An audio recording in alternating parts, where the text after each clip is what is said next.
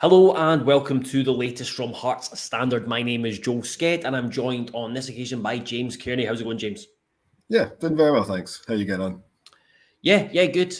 Was down at Fleetwood on Saturday. We'll come on to talk about that. So that was an interesting watch. And it's been a very Hearts weekend actually, because I went to the B team game on Friday night, which was a lot better viewing. Finlay Pollock was really good. There was a few good performances, but really impressed. Wanted to go along. Would have went along normally, but just to watch. But I felt had to write something up just because 3 of the first team guys were involved. So I think that was kind of noteworthy.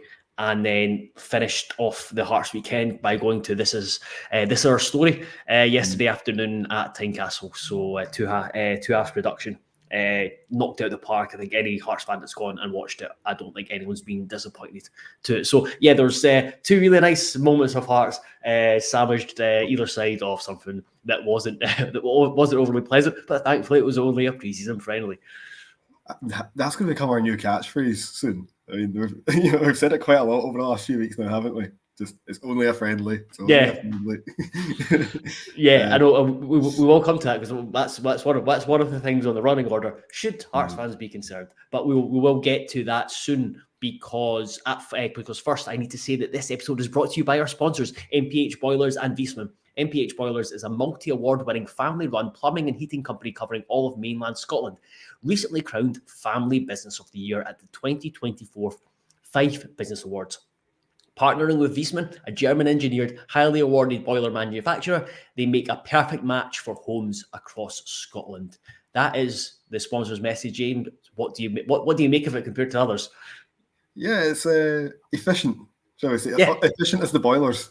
Yes, exactly. It's definitely my favourite, and be sure to check out MPH Boilers and Viessmann if you are on the hunt for a new boiler. I know you had boiler issues, James, but I think I don't think you can choose who to go with boiler wise.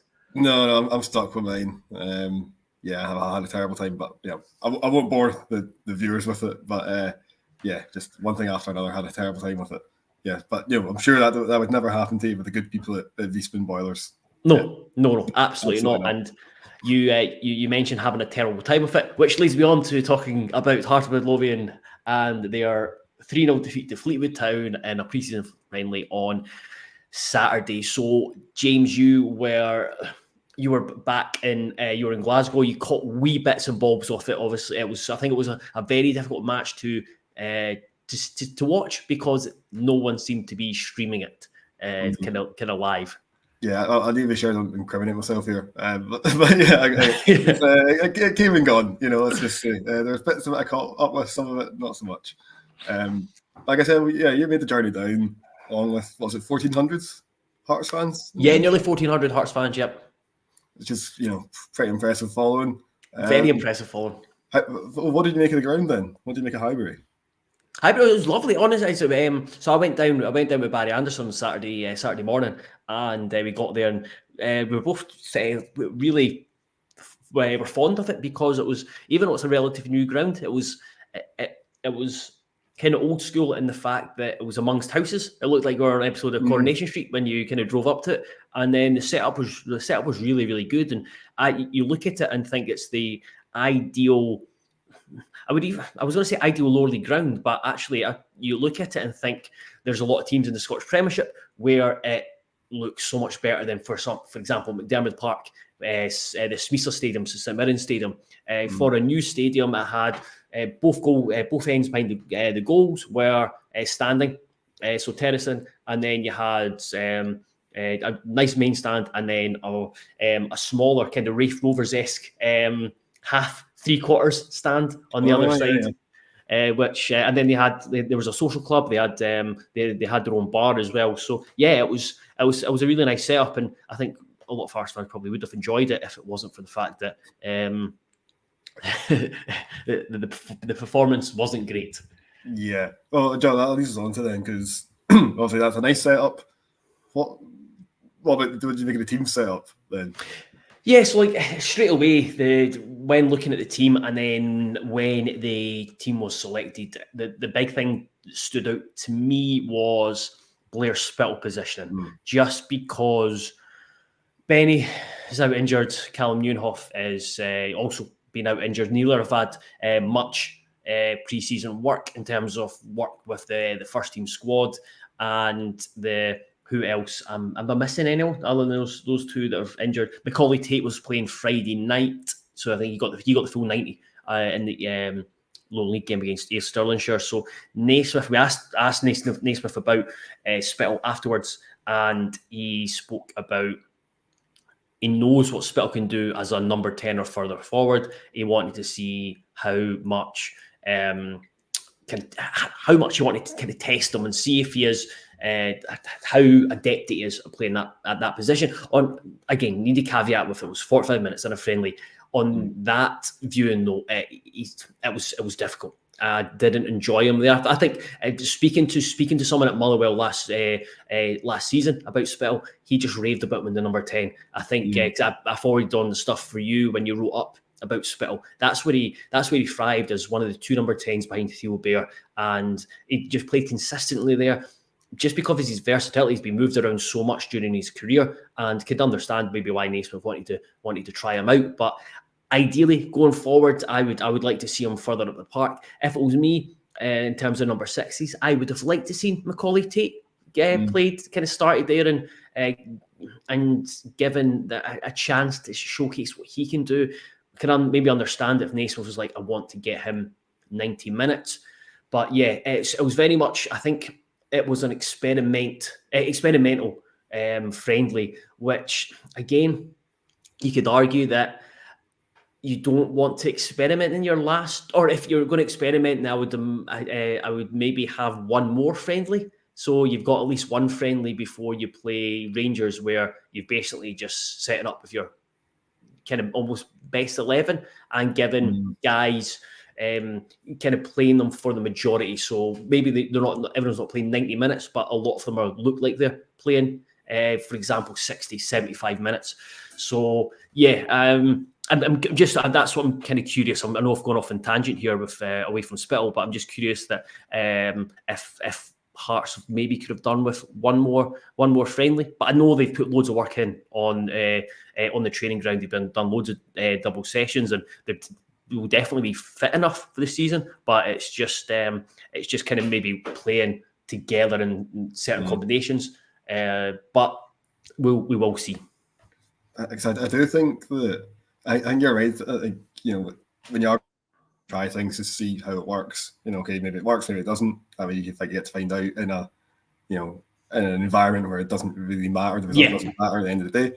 But yeah, I think though, particularly with the league season starting so soon, if it were me, I would probably think maybe just go into it with, like you say, having the pretty much your strongest 11 having played a good chunk of the game, and then hopefully get a win as well. Just momentum behind you going into that first game of the season, particularly when the first game of the season's Rangers, where Hearts do need to hit the ground running. I know there's been a lot said over what's going to happen. It happened over at Rangers over the summer, but if Hearts aren't at their best, Rangers will hurt them. We know that. We've seen that last season. So yeah, I think that I could definitely see the logic in having another friendly, I suppose, just to kind of, again, get a wee bit more minutes and likes, but again, just primarily just to build that momentum going into such what will be a difficult game on the opening day of the season.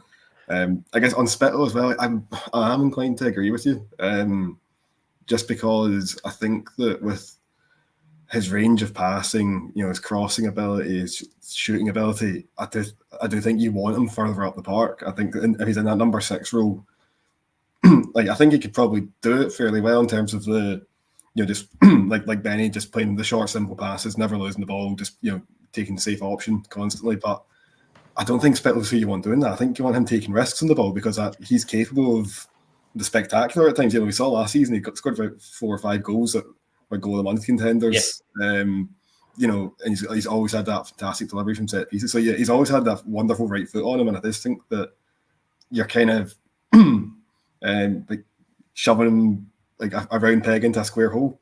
I agree. And you mentioned about like Benny having that ability to keep it safe. I just thought Blair Spittle, and this was something that Naismith described to the whole team. They played too safe, and I thought Spittle played too safe in that number 6 role. I know Benny gets a lot of criticism from fans where he'll always look for the safe option, and we get frustrated when we watch him and there's a forward pass available, and then maybe he just overthinks it and just keeps it.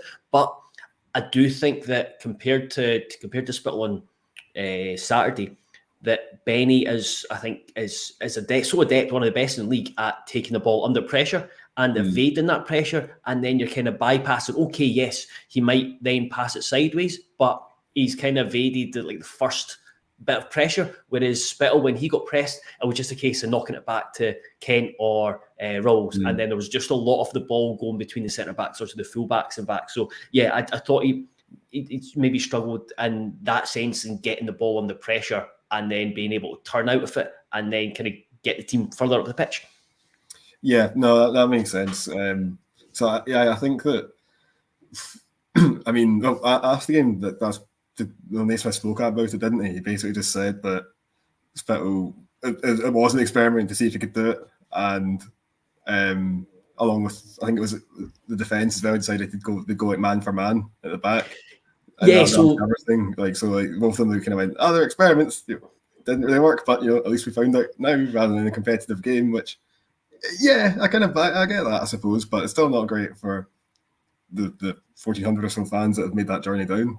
No, and I suppose the frustrating thing is that more than you appreciate Naismith for admitting that, or kind of explaining in detail why he's done something and why it didn't work, which was great. But also there was a frustrating aspect that what he wanted to do was dominate the ball and play the way that Hearts want to play without worrying about what the opposition are going to do. So then that's why they're going man to man. And there's a couple of comments in the comment section about the defence, which we'll bring up, but going man to man and kind of exposing them. And he said that they weren't quite good enough to do that. And my frustration or worry is that this is a Fleetwood team that are in, I think, the 4th tier in England, and who are still like a week behind. I think a week behind Hearts in their preparation. So yeah, it kind of showed that there's still a lot of work to do, and there was aspects of last season where there was a lot of complaints that Hearts they needed more bravery on the ball. Didn't really see that on Saturday. So yeah, there were definitely a few frustrating aspects. And it's more like kind of, I think it'll only be the first few weeks of the season, first couple of months, when we'll maybe be able to look back at this Fleetwood friendly and see, it was a one-off, or there were actually warning signs were there. Well, let's hope it's the former and not the latter. But yeah, I mean, you're right. I mean, obviously that was an ongoing issue from last season, particularly in possession. People being a bit too patient at times. I mean, there was a lot of games last season, particularly in first halves of games, where it was just possession for possession's sake, to be honest. And I think there were kind of flashes of that again against Fleetwood, which is a bit of a concern. So yeah, I mean, I can understand in terms of, like you say, getting that level of opponent, because that way Hearts will have about 60% possession, which is what they're going to have in a lot of these league games, and it's a good way of getting used to that. But again, you were still looking to see a bit more progress, I think, on the ball, being a bit more, just try to seize the initiative, I suppose, rather than just kind of, I guess the word passive is the one that keeps just springing to mind here, and like, obviously you can't play, all out sprinting around all over the place for 90 minutes because, your players are going to be knackered, but there does still need to be, I still do get the feel that, there's been a good element of control to like Naismith's Hearts team. There still could be a little bit more intensity, I think, as well, about the way they play in order to try and unlock these defences and play a bit more. But again, that was another thing as well that I guess against Fleetwood, was that energy-wise, it just didn't really seem there. It seemed a bit flat as well. I think is that just a consequence of it's right at the end of pre-season, so players are a wee bit tired, or probably should be the other way around. They should be fit and raring to go as games go on, right? Yeah, it's a difficult one because John mentions did the Hearts players come straight off the bus but never looked up for it from the start, and that again that was something Naismith mentioned. That was something that Cammy Devlin mentioned afterwards, and I speaking to Barry about this on the way back up, and we're kind of like, you're just one. It's one that you look at it and someone just watching the game, you're either asking the question, are they, like you just had, are they fit enough, or have they been worked too much? And if I was to choose, if I was to select one of the two answers, I would say it's probably because they're just tired. Because I've having witnessed some of the work that they were doing in Tenerife, and having spoken to people around the club in terms of what they've been doing pre-season, they've certainly not been like slacking. We've done a lot of sessions, and they do train with intensity. So it might just be that, and then this normal week of training, they'll be able to taper off towards the game. And like Devlin said, there'll be plan is to come out all guns blazing against Rangers. So fingers crossed that is the case. Before we go on to talk about the switch at half time, I'll just bring in some comments here. Get your thoughts. Graham says, afternoon lads, don't tend to read much into pre-season games, but defensively we seem very soft. Some of the goals you have lost have been very poor. Need to sharpen up for Saturday. Jim Og asked, what with Rowles having shown nothing during pre-season, do we expect him to start on Saturday, or Naze be going for someone else? And Sydney Devine says, travelled down on Saturday, 4 of us, enjoyed the Pleasure Beach, and then on to the game. Defensively, we seemed weak at the back with balls over the top and down our right-hand side.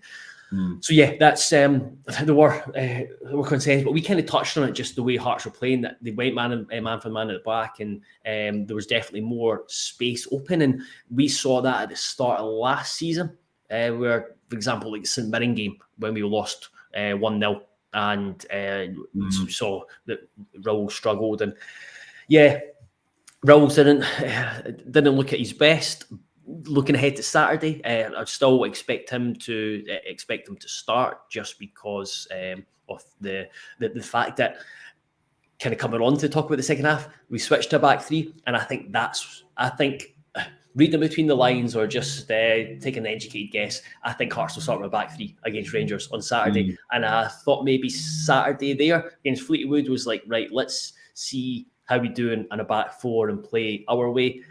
As I said, didn't work. Weren't good enough to do that. So that's what makes me think that Rowles will play left-hand side at a back three, which I think is his best position, or where he's most suited or comfortable. Yeah, no, I think that's definitely fair to say. And I mean, certainly we know that there's been a couple of games against Rangers last season as well, where Hearts did have the back four. Rowles was playing that left centre half, and Dessers gave him a bit of a torrid time on a couple of. I mean, I'm thinking particularly the League Cup semi-final, I think it was. Where the other one was when they lost 5-0 at Ibrox. 5-0 at Ibrox as well. We had a really difficult afternoon that day. So I think the back three is probably most likely to come in for the game on Saturday, just for the reasons you've said. Again, just gives that extra kind of degree of defensive solidity, particularly helps out. I think particularly down that Hearts' left-hand side, you look at it and you go, if it's a back four, you got Penrice, who's just in the team, he's still adapting. Again, probably a bit more offensively capable than he is defensively, I would argue. But obviously he is a defender first and foremost, but in terms on the scale of like fullbacks, he's probably an offensive fullback rather than a defensive one. And then right next to you, you've got Rowles, who again, we've seen last season can have off days, can struggle sometimes in those physical battles and in those 1v1s. So I would think that in order to just kind of really best protect that flank, if you've got Penrice playing as a wing back and Rowles then providing the cover in behind, that solves the Penrice. That brings a lot more defensive solidity there. And then you've still got two centre halves further over that can then drift across to maintain that numerical advantage. So I think that makes a lot of sense for Saturday. But I mean, I don't know, how did it look for you against Fleetwood that second half then? I think it started better. I just felt that Hearts had a better balance to the team when they were in the back three, and so Penrice, when it started, Penrice was left back, and it was Oyegoki that was right wing back. But I'd imagine, if, for example, if we get to Saturday, we'll preview the game later on in the week. I would imagine Taylor would be the right wing back and Oyegoki would be the right centre back. So yeah, started off fine. I just looked better. I just looked better. I thought Vargas and I think it was Sydney mentions that Shankland needs to play the 10 and Vargas up top. Vargas just added that injection of pace and energy in the final third, and certainly got his chance early on. And Hearts has never really built on that. So again, it was slightly better after in the second half, but wasn't a massive improvement. Scott says, I heard Grant was the best Hearts playing against Fleetwood. I mean, it's a low bar. I think we're faint praise there. Yeah, but which kind of leads me on to I thought Penrice showed up well enough for his first kind of appearance in pre-season. Showed his stamina getting up and down the line, made a few good runs as a left back, and then some more really good runs in the second half as a left wing back, putting a couple of dangerous crosses. So I suppose that was one of the positives from it. Like that's one thing as well that you're always going to get from someone like Penrice, is that he's going to work his arse off. He's going to be running up and down that wing the whole time. But you see it with guys like Alan Forstadell, because they come through like the David Martindale school of hard knocks. Like if nothing else, he's going to make you work hard, and you're going to work very hard. I think you're right. I think he's definitely got a kind of industry of getting up and down the flank. It'd be nice to see, and also now with Cochrane gone as well, there is going to be probably a fair bit of he'll be getting a fair bit of game time fairly soon on, and Hearts can is going to adapt quickly. Yep, absolutely. I don't think there's much else to say about the friendly. I'll bring in a few things from the comments before we move on. Graham says, Mackay, Dander, Spittle, Grant and Boyce can all play in that number 10 role. And right now I would say Dander's the one I would start there. And Scott Reed asks, what's our strongest 11? Starting 11, we'll probably touch on both of these on Wednesday's show, because we're going to preview the season, and we're going to kind of do some predictions and talk about the starting 11, because we're going to have a couple of written pieces go out on Thursday, I think, ahead of the start of the season, where both things will be covered. We've got if he signed in time, do you think Boateng could start on Saturday? If he does come in time, I think he's most definitely a consideration. They'll see obviously how fit he is, but he is the most natural placement for Benny. You obviously, James, there'll be a piece if he does sign. There'll be an article coming on the site about him. I think we might do our own short video on that. But would you, having seen what you've seen, start him against Rangers if, for example, there's Benny and Callum Newhoff are not going to be fit? I don't think I would, and that's not a judgment on his playing quality or anything like that. There's very few players I would parachute straight into a game against Rangers. Right. Okay. When they've only been in the building for 3 daid. I think you're right. You weren't at Fleetwood, man. You weren't at Fleetwood. True.